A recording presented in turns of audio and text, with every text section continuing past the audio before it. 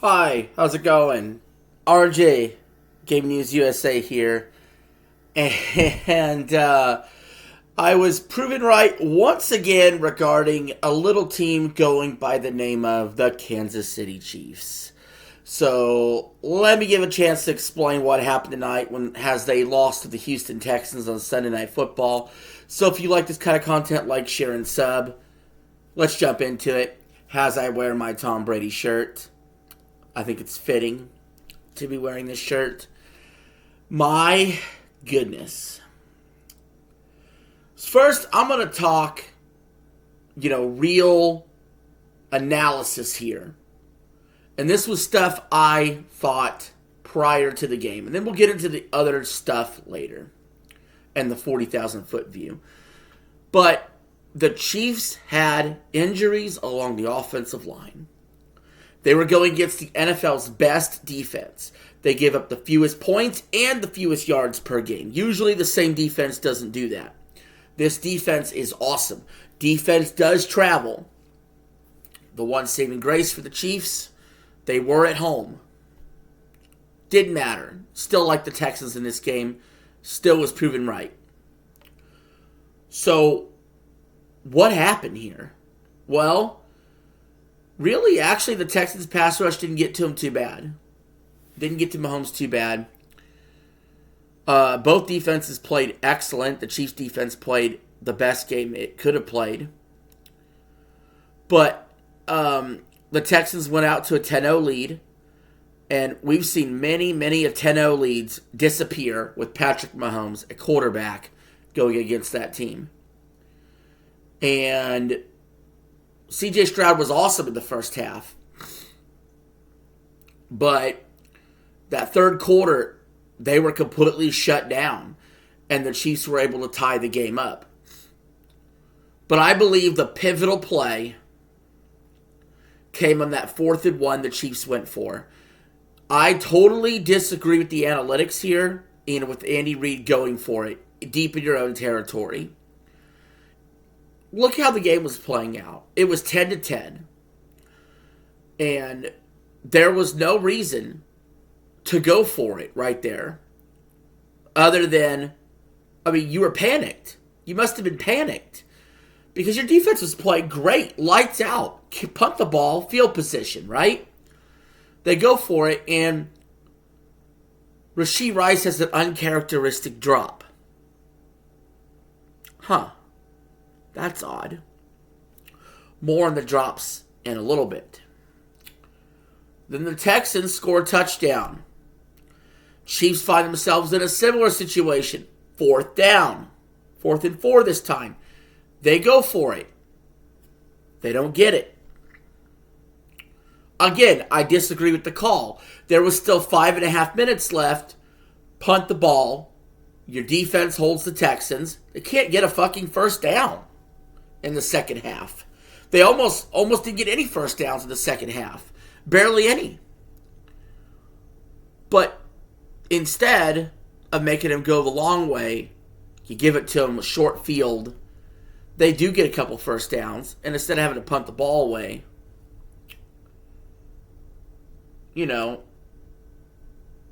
well, they do make them punt, right?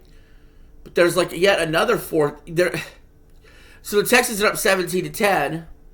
You go for a 4th down again, you don't get it. The Texans have to punt. But now you're pinned back because you didn't punt. Then back deep in your own territory, Kelce drops a pass. Chris Collinsworth says, that's uncharacteristic. That never happens. The very next play, Kelce fucking bobbles it in the air, and the Texans pick it off. Travis Kelce needs to retire. Let's be completely honest. Dude's washed. Look, he has good games here and there, but he cost them in the Philly game with his drop, and he cost them in this game with a drop that led to interceptions. What the fuck is going on with that? More on that in a second. Sets up the Texans for a field goal. They win the game 20-10. C.J. Stroud was going to give him the game. He sucked in the second half. This was your traditional Chiefs going to come back and win. But instead, every single person on the Chiefs was fucking up. Every single person. Mahomes threw 3 interceptions. He completed less than 50% of his passes. You don't win fucking football games that way. Kelsey's having balls go right in his hands that he's dropping for interceptions. And Rashee Rice isn't hanging on to 4th down plays. Right in his hands. These are stars. These are your super duper stars. And the Chiefs have been exposed for living off of 1-score games for years that are flipped the other way. The football, I don't care if you believe in superstition or not. The football gods seem really fucking real right now. Don't they?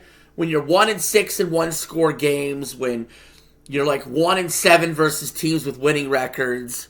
I'm just saying. Or, you know, maybe the football gods aren't shining on you when Travis Kelce's dropping a ball for an interception. Or Rashee Rice is dropping a 4th and 1.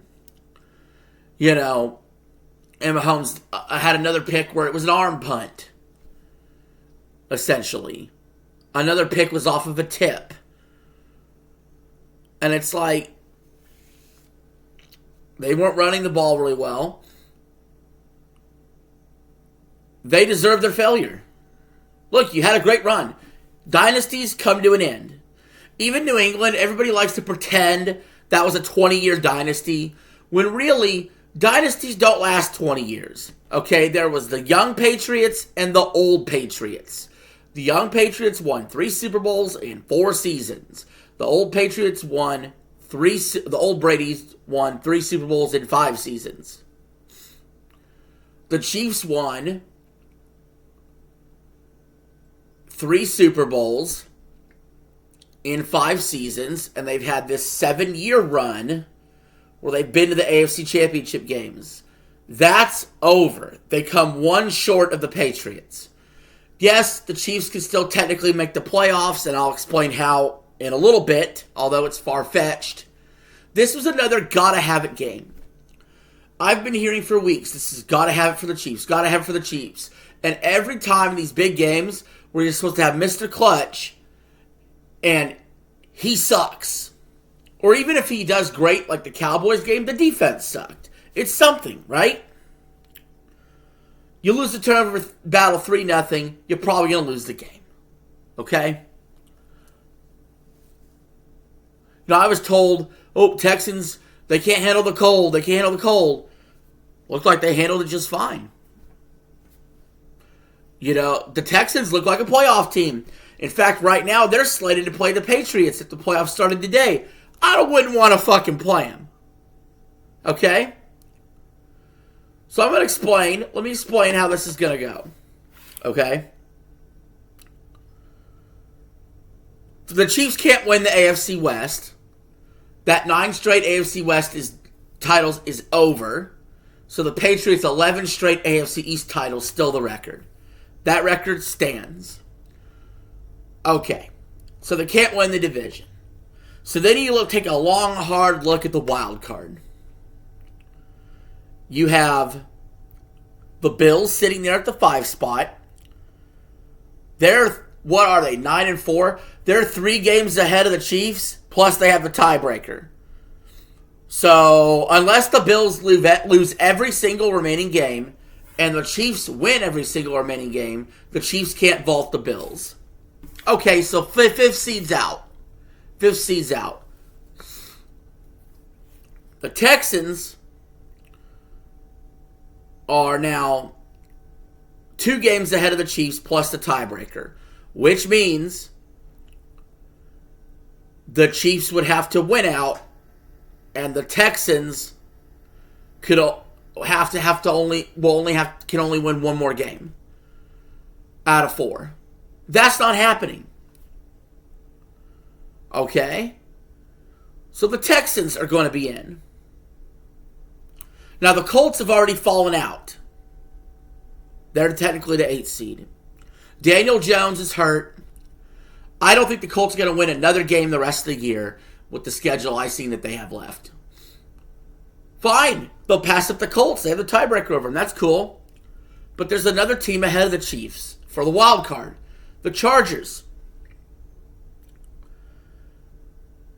And there's other teams involved. I will talk about the Chargers here in a second, but there's other teams involved. So you have the Ravens, the Dolphins, and the Chiefs are all 6-7. When they're all three tied right now, the Ravens actually have the tiebreaker. However, if it's just the Ravens and Chiefs tied, the Chiefs have the advantage. All the Ravens are much closer to the playoffs than the Chiefs because the Ravens are still competing for the division. They're only a game behind the Steelers. Okay? But let's just focus on who's ahead of the Chiefs. The Chargers. Okay, so what needs to happen here? Well, first of all, the Chiefs need to be rooting for the Eagles to beat the Chargers tomorrow night on Monday Night Football. That would make the Chargers go to 8-5, which is still 2 games ahead of the Chiefs.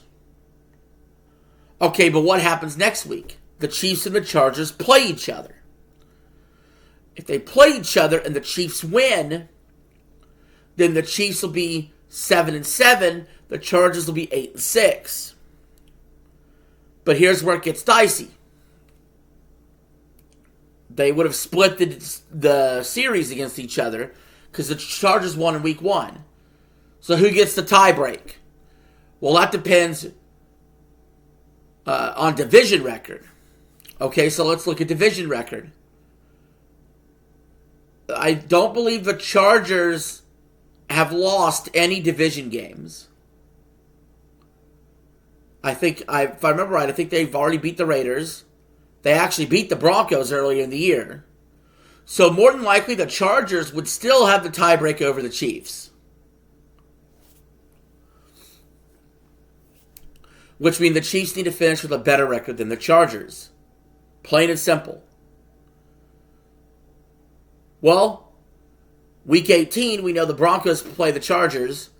The Broncos, for all we know, they could be resting starters if they have the 1 seed. I don't know. Chargers and Texans play each other directly later on in the year. The Chiefs should be rooting for the Texans over the Chargers. If you're a Chiefs fan, you need to be rooting for the Chargers to lose as much as possible. Because here's the reality of the situation. The Chiefs' best record possible is 10-7. Which means they probably need the Chargers to be 9-8 or worse. And for the Chargers to be 9-8 or worse, that means the Chargers can only win 1 more game the rest of the season. And let's look at that Chargers schedule. You got the Chiefs next week. If the Chargers beat the Chiefs next week, it's actually over. Like, I think the Chiefs would actually have the eliminated next to their name if the Chargers beat them next week. I really believe that. I think they would. Or it would be damn close. Then the Chargers go at Cowboys. Then they play the Texans. Then they go at Broncos. It's possible. Okay? It's possible. But look, this is not a position you want to find yourself in where you need teams ahead of you to lose 2, even possibly 3 games while you win out just to make a 7 seed. So if you want to say the Chiefs are done, that's fine. I won't do it yet. I will next week when they lose to the Chargers because they're going to lose to the Chargers. In fact, I think the Chargers will also beat the Eagles on Monday Night Football, which won't help their case. But that being said, guys, this is very exciting times in the NFL.